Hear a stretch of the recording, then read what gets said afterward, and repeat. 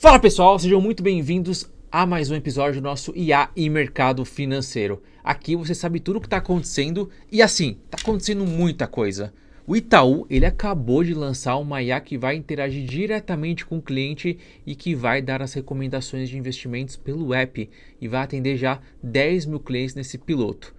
Será que é o fim dos assessores? Isso eu vou falar no episódio de amanhã, porque hoje a gente vai falar do Bradesco, como o Bradesco está utilizando a inteligência artificial, qual que é a linha de pensamento deles, quem são os parceiros. Isso é muito legal porque a gente traz aqui as fontes do mercado, a gente entende o que está acontecendo e faz ali uma análise completa sobre a utilização do banco com IA. Então vamos começar aqui sem mais delongas, vou trazer conteúdo para vocês. Então, olha só, a primeira notícia que tem aqui é o Marcelo Noronha, que é o presidente, o CEO do Bradesco, ele falando sobre IA. Então ele fala o seguinte: a BIA com IA generativa será usada por 60 mil funcionários no segundo semestre. Isso ele falou no meio de 2024, então para o final de 2024. E aqui fala, o desafio para a gente de reputação e ética. Temos a preocupação de não deixar que uma ferramenta desta possa alucinar. Então a gente vê que a principal preocupação de todos os bancos é sempre com alucinação, de falar alguma coisa errada. E é exatamente por isso que vai dar o que falar essa IA, que fala diretamente com o cliente. Tem que tomar muito cuidado e por isso que é um piloto menor, com menos clientes que o Itaú está fazendo. E aqui eles têm... Atualmente, então a gente está falando aí de um ano atrás, o Bradesco tinha 50 iniciativas de IA com o objetivo de ganhar eficiência operacional em departamentos como jurídico e ouvidoria. E também colocando em prática a nova geração da BIA e a generativa. E aqui é o seguinte, o Bradesco tinha a BIA, só que assim, era uma IA padrão antiga, bot, que ajuda, tira dúvida, é bonitinho, mas não funciona muito bem quando você aprofunda um pouco mais. Que é tudo já registrado. Então, tem uma dúvida sobre como o Bradesco faz um cadastro. Tem na BIA? Tem. Mas você vai mudar uma vírgula? A BIA já se perdia, porque não era uma IA generativa de fato. Agora é. E aí eles querem expandir isso cada vez mais. Eles colocam aqui que a meta é que 60 mil funcionários do banco usem a BIA como IA generativa já no segundo semestre. O Bradesco também está testando com 600 clientes o modelo da BIA usando IA generativa. É um teste controlado usando governança e princípios de IA responsável para testar o nível que conseguimos. Então, uma das ideias dos bancos é colocar a inteligência artificial diretamente com o cliente. Mas atendimento já anda muito bem. Eu mostrei alguns cases aqui com da própria OpenAI com o Nubank, que já está acontecendo isso. Agora, lidar diretamente com recomendação de investimento é algo que a gente vai entender muito melhor isso. Isso é uma quebra de paradigma enorme. Para o assessor, ele tem que entender o que está acontecendo nesse cenário para ele poder estar à frente. Ele tem que ganhar de uma IA. Se ele não ganhar de uma IA, ele vai perder o emprego nesse sentido. Então aqui é para você não perder e sim você ganhar. Porque eu falo aqui, quem entende de IA, que utiliza isso no seu negócio, vai amplificar e vai entregar muito mais valor para o seu cliente. Mas tem que ficar atento a isso porque está mudando muito rápido. Ele traz um histórico aqui que o Bradesco criou em 2017 uma vice-presidência para tratar de IA, liderada pelo superintendente executivo Rafael Cavalcante. No banco, de ferramentas de IA data de quase uma década. Em 2015, ensinamos o Watson da IBM a falar português, lançaram a BIA em 2016, depois de 2017 a BIA Cliente. De lá para cá temos mais de 2 bilhões de interações e algo próximo a 90% da resolução. E ele fala da parceria com a Microsoft. A IA vai transformar a nossa forma de lidar com tudo, vai transformar o mundo. E aqui, a ordem é incluir o Microsoft Copilot como ferramenta para todas as áreas da instituição. Então eles utilizaram, lembra que eu falei, para quem acompanha aqui, sabe que eu falo muito do qual é o cavalo que o banco aposta. Aqui é a Microsoft. Então cada banco está olhando para algum parceiro, escolhendo, analisando, testando uma ferramenta aqui e outra ali. E aqui o Bradesco fala muito da Microsoft, tanto é que tem até um estudo de case da Microsoft no Bradesco.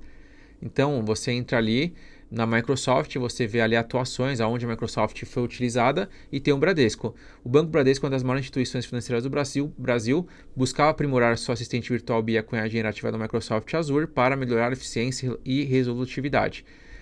Utilizando serviços como Azure, OpenAI e Data Lake para melhorar a eficiência e resolutividade. Então é o seguinte, que a gente pode ver aqui, que eles buscaram a Microsoft como ferramenta, que para mim não é a melhor. Aliás, se eu colocar um top 5, talvez nem esteja no top 5 quando falar de IA generativa. Apesar da parceria com a OpenAI que melhora o modelo, acho que ainda precisa evoluir bastante na usabilidade. na comparação com outras IAs, que eu acho que está na frente, com o próprio Gemini, com o próprio GPT. Acho que é algo para se pensar. De qualquer forma, para algumas tarefas como produtividade, eficiência, e não colocar uma IA para falar diretamente com o cliente, vale muito. Então hoje 82% das resoluções no primeiro nível de atendimento. Então caiu o atendimento, já resolve na hora para praticamente quase todo mundo, e 89% da taxa de retenção de clientes. Isso é um baita número em termos de eficiência. A gente pega um banco gigante com milhões de clientes, faz muita diferença isso. E aqui ele explica um pouco dessa mudança, que olha só, em 2016 o Branco lançou a BIA, um assistente virtual que se tornou amplamente conhecido e utilizado pelos clientes. Com o advento de IA generativa, o Bradesco decidiu ser pioneiro mais uma vez, e em 2023 o banco deu um passo adiante ao ingressar essa nova tecnologia Azure, a BIA, a agências, inicialmente disponível para um grupo restrito de funcionários. E aqui toda a integração da Microsoft, que é bom, então você tem dados integrados com o Teams, com várias coisas, porém, foi uma IA que não foi tão bem aceita, porque não tinha essa inteligência que tem hoje. E aí alucinava, no sentido de, preciso de uma informação, não tinha. E aí os gerentes pararam de usar, frente à BIA anterior lá atrás. E o que a gente ia ver aqui, lembra que eu falei que a BIA, ela era usada, só que era um bot praticamente, era tudo tratado. Quando vem a IA generativa mais inteligente, o gerente passa a usar. Tanto olha isso aqui, Outro indicador de sucesso foi o aumento significativo na frequência de uso da BIA agências pelos gerentes. Vieira revelou que o número de consultas feitas pelos gerentes aumentou em 8 vezes após a implementação da IA generativa. Eles estão voltando mais e perguntando mais. Ou seja, se você coloca uma inteligência que não é tão boa, você causa ali uma barreira. Então veja algumas empresas colocando uma IA um pouco mais meia boca, só que é ruim porque não funciona, o colaborador vai sofrer com aquilo porque o cliente vai começar a reclamar dessa IA, o próprio colaborador vai usar, não vai ser tão boa, e ele vai desprezar, falar, IA não funciona. Não é que a IA não funciona, é que a IA que colocaram para você não funciona, entendeu? Então causa uma barreira. E a BIA, por mais que seja pioneira, não estava no momento de... A IA não estava do jeito que está hoje. Então causou uma barreira, com certeza. Aí pararam de usar, com certeza. Para uma mais básica eu uso, mas para avançado não. E aí causa aquela barreira. Nossa, a IA não é tão inteligente assim. Quando veio a IA generativa incluída na BIA, o gerente olha, passa a usar, tem que quebrar de novo tem que retomar de novo essa confiança. Então quebrar essa parte que fica meio de desconfiança do que está acontecendo. Então quebrou, entra a confiança e aí o gerente passa a utilizar muito mais o modelo. Então aqui mostra um pouco da importância de ter uma IA boa, uma IA responsiva, para você conseguir acelerar a usabilidade das pessoas. Não adianta nada você ter melhor IA se as pessoas não utilizam, né? E aqui uma matéria, Bradesco testa a BIA com IA generativa apoiada por 600 gerentes. Então o Rafael Cavalcante, que é o responsável por IAs no Bradesco, ele não fala qual que é o modelo de LLM empregado, então aqui ele não conta qual que é. Então pode ser GPT, pode ser Gemini, como eu falei aqui. E ele falou isso durante o evento Generativa AI.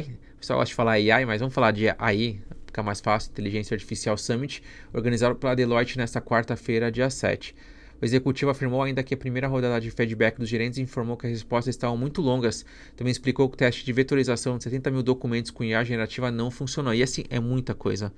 70 mil documentos é pesado demais. Eu já expliquei que é vetorização, mas rapidinho, para você ver que é simples. Aí ela não entende letras. Escreve Fábio, não vai entender o que é Fábio, ela entende números. Então, vetorizar é pegar essas letras e transformar em números. Então, pegar uma sílaba aqui, Fá significa número 25, Bill significa 37. Então, ele junta 25 com 37, ele sabe que é Fábio. Então, isso é vetorizar. Você pegar esses 70 mil documentos e falar, eu estou te dando isso aqui para você aprender. E é muita coisa. E aqui ele falou que não funcionou tão bem, então é difícil. É algo que não é fácil de montar. E principalmente se a IA não é tão boa. Tá? Então fica esse alerta aqui. Já agora, em maio de 25, o Bradesco testa agentes de IA para modernizar software. O Bradesco está construindo uma plataforma com agentes de inteligência artificial generativa para desenvolvimento de softwares para o banco. O objetivo principal é a modernização de código, sistemas de legal da instituição financeira, explica Renata Petrovic, head de inovação da companhia. Começamos testes de agentes de IA para desenvolvimento de software, são multi-agentes organizados em squads para modernização de códigos. Temos muito software com linguagens antigas, mas esse projeto ainda está começando e é incipiente. E aqui que eu acho legal. ela traz muito a Renata Petrovic, que é esse multi-agente, é robô conversando com robô. Inclusive tem uma matéria muito legal falando sobre isso. Ó.